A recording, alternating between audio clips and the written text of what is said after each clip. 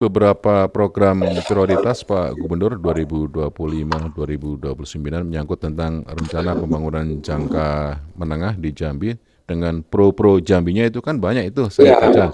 baik Mas Yoga, kami tentu harus menyusun ya RPJMD kami harus sesuai dengan RPJMN, harus bisa mencerminkan dukungan terhadap cita Pak Presiden tentunya. Ya.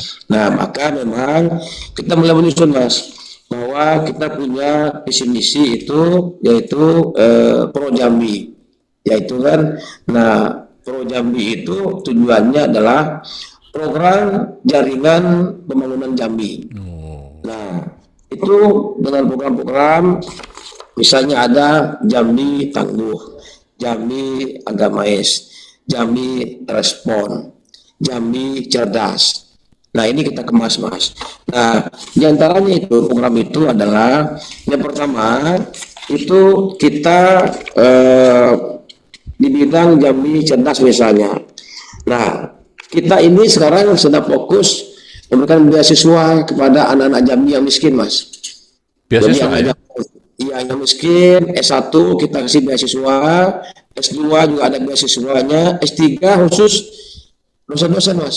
Dananya Dosen-dosen untuk Jambi, beasiswa ditanggung oleh Provinsi Jambi. Komisi Mas, kita pemerintah daerah yang menanggung biayanya, Hebat, hebat. ya kan? Nah, khusus S3 memang kita masih fokus dengan dosen-dosen Mas. Karena kita ingin perguruan tinggi di Jambi itu dosen-dosennya itu tidak ada lagi yang S2. Ya, ya. Semua sudah S3 semuanya. Kenapa?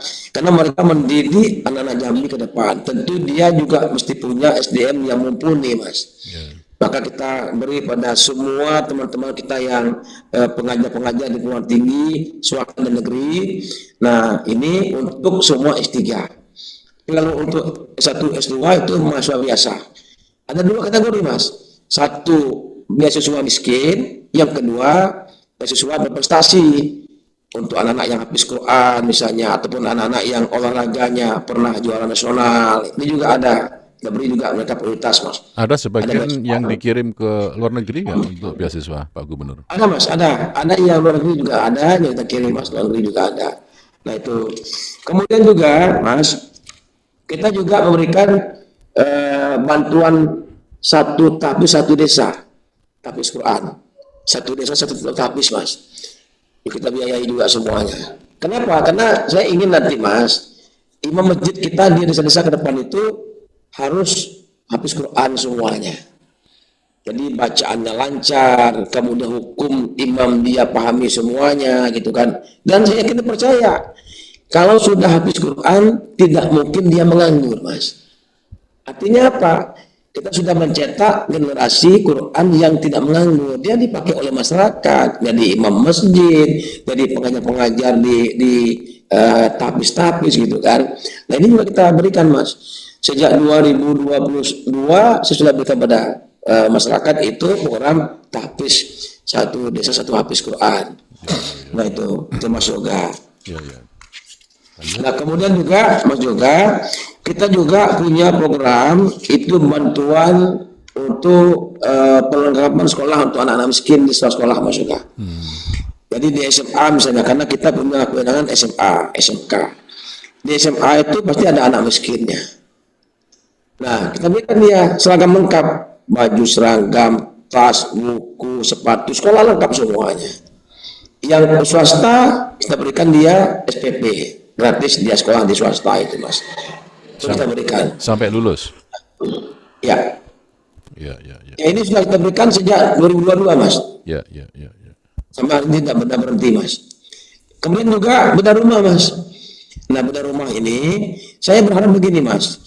Kalau bisa kita ingin fokus mengintervensi keluarga miskin Mas, maka pertama adalah anaknya mesti punya jaminan dia sekolah, maka kita bantu biaya sekolah anaknya.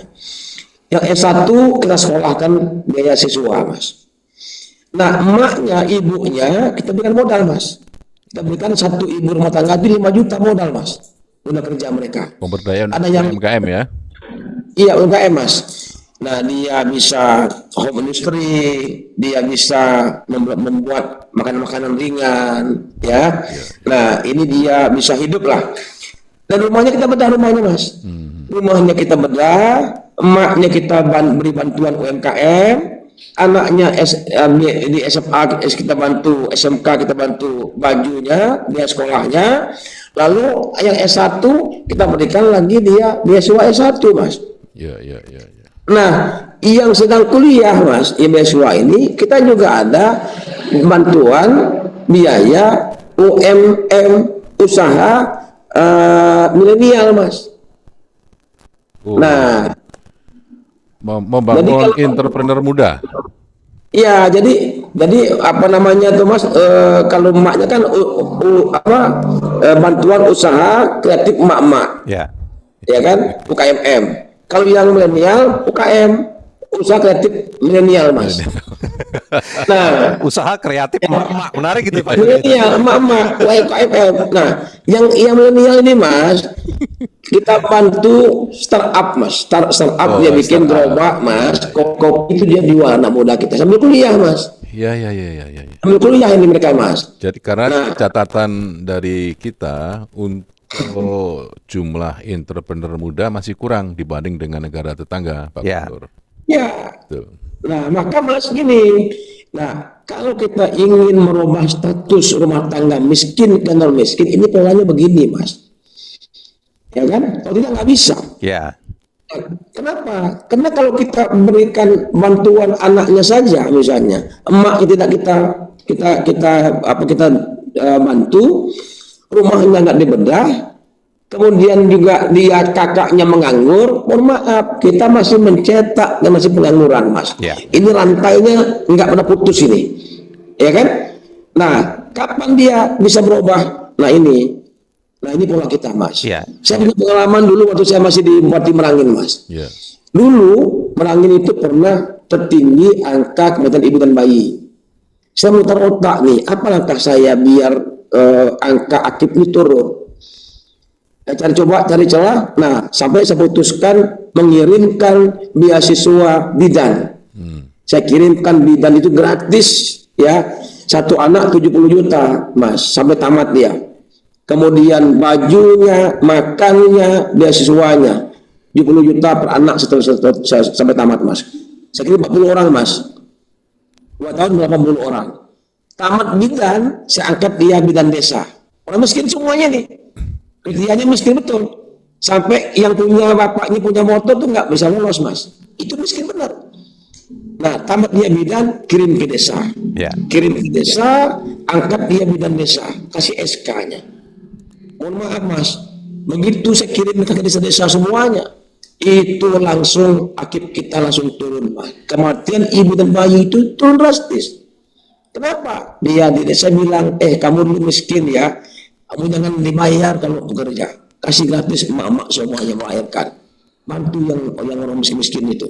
Alhamdulillah Mas. Nah ilmu itulah yang saya bawa ke Jambi ketika saya jadi gubernur. Ya coba lagi Mas, mengintervensi keluarga miskin.